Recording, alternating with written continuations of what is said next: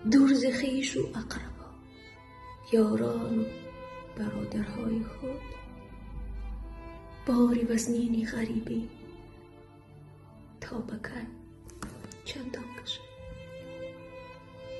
اشک من دریا نباشد، اشک من دریا نباشد، گرچه ریزد بر زمین.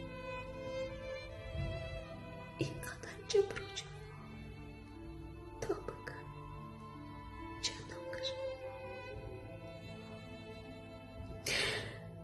در خیالم لحظه ای دیدار مادر جلوه کرد.